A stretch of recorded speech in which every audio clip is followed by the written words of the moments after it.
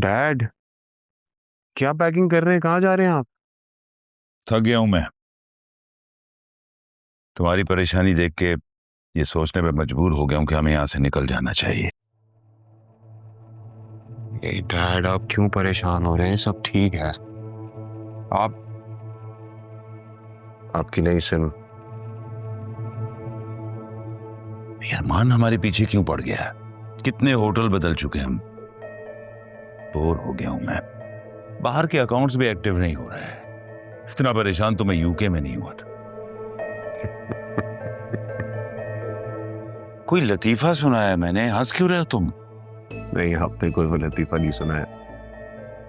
लेकिन डैड, मेरे पास आपके लिए दो गुड न्यूज है।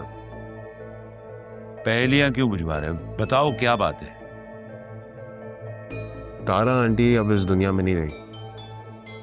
क्या? तारा मर गई? कब? डैड, ये तो नहीं पता, लेकिन दूसरी गुड न्यूज जो है वो सुन के आप खुश हो जाएंगे। राहा ने आंटी के सामने ये कबूल लिया है कि वो मुझसे शादी करेगी। क्या?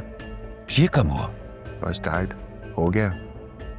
अब राहा हमारी ढाल बन जाएगी और हमें ये मैदान छोड़ के जाने की जरूरत ही नहीं है, क्योंकि अब तो इतना बड़ा तमाशा लगने वाला है।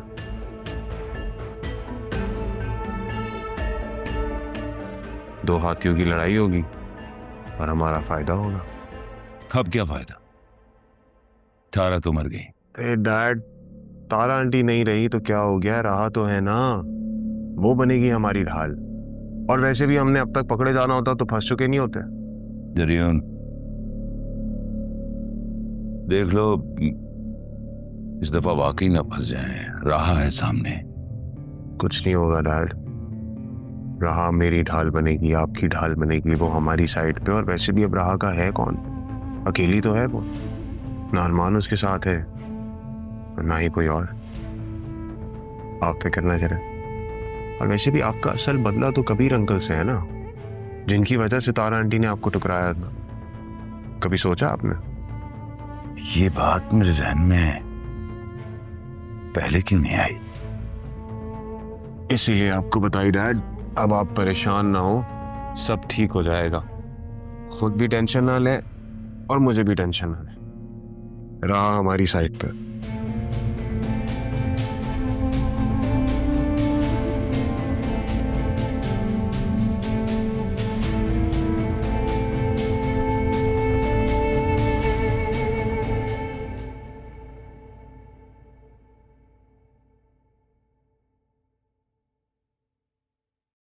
अरमान,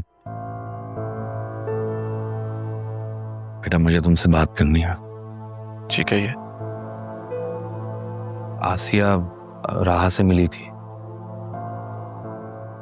जी बताया बतूल ने मुझे। और राहा का नंबर नहीं लग रहा है। बेवकूफ़ी कर रही है वो, मुझे रोकना है उसे, मना करना है उसे। नंबर बंद है उसका और इस वक्त वो किसी की नहीं सुनेगी, ख़ास तौर पर मेरी तो बिल्कुल ही नहीं। अजीज साहब, हम जज्बात में आके जितना उसको रोकने की कोशिश करेंगे वो मज़ीद ज़िद पे उतर के आएगी। फिर मैं आप ही और पापा को क्या जवाब दूंगा? एक काम करेंगे मेरा, कहो। क्या आपको मुझ पर एतमाद है? ये भी कोई कहने की बात है? एतमाद है तभी तो तुम्हारे सामने खड़ा हूं। बस ठीक है, आप बेफिक्र हो जाए, मैं सब देख लूंगा। आप बस राहा और ऑफिस से कुछ दिन दूर रहिएगा। भरोसा रखिए मुझ पर। ठीक है बेटा।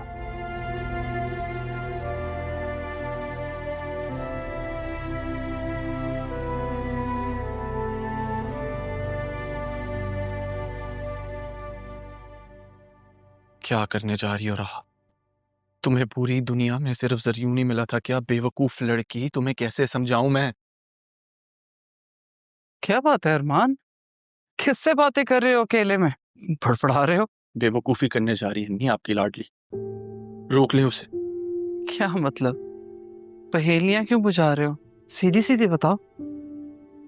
राहा जरियून से शादी करने जा रही है। क्या?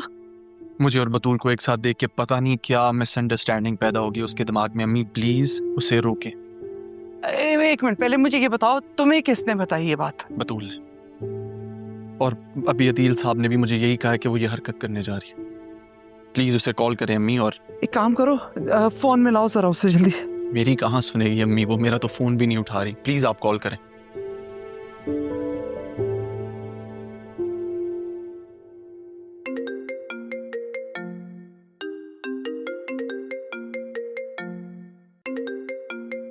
ज़ैनब पे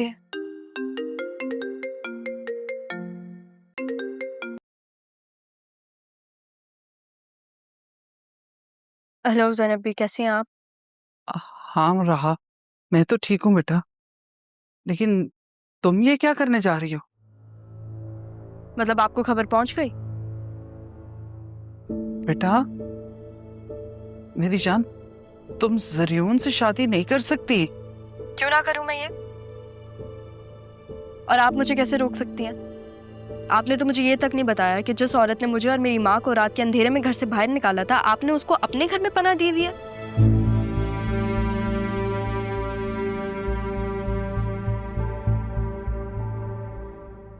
रहा बेटा, तुम्हारा गम अपनी जगह, तुम्हारा दुख अपनी जगह, लेकिन मैंने तो ये सब कुछ अदील भाई के लिए किया है ना। हाँ तो ठीक है, मैं आपको नहीं रोक रही। मैं आपको रोक भी कैसे सकती हूँ? आप अपने भाई की मोहब्बत में उनकी बेटी को ना अपनी बहू भी बना ले, मुझे कोई फर्क नहीं पड़ता। वैसे भी वो दोनों एक साथ घूम तो रहे हैं। लेकिन मैं आपको एक बात बता दूं ज़ैनब भी, बतूल को बहू बनाने के लिए आपको जरियून से तलाक का इंतजार करना पड़ेगा, लेकिन मुझे जरियून से शादी के लिए इस चीज़ का इंतजार नहीं करना पड़ेगा। और प्लीज़ आप मेरे अब्बू को कॉल करके कोई मशवरे मत दीजिएगा, क्योंकि उनको मेरे फैसले से कोई एतराज़ नहीं है। खुदा हाफ़िज़। बेटा मेरी बात। आई एम सॉरी ज़ैनब भी, मुझे पता है मेरी टोन आपको अच्छी नहीं लगी होगी, लेकिन मैं क्या कर सकती हूँ, मुझे करना पड़ेगा। माजरत चाहता हूँ अम्मी, आई एम सॉरी, मेरी वजह से आपको ये सब सुनना पड़ा। नहीं बेटा, मैं नहीं जानती कि राहा ये सब कुछ क्यों कर रही है, लेकिन एक बात जो मुझे डरा रही है, उसकी आवाज में जिद है। ये कुछ कर गुजरने की जिद है।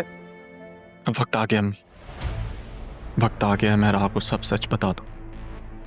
वो सच जिसकी वजह से वो मुझसे दूर रही है।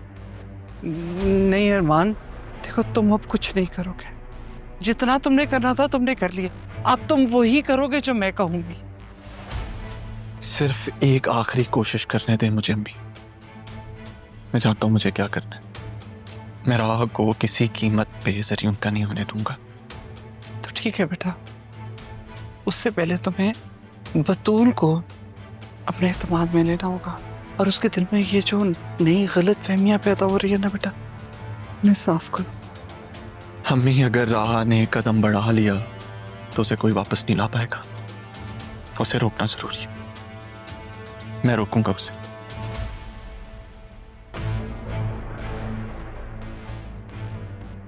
तारा, तुम्हारी बेटी तुम्हारी वाली गलती दोहराने लगी।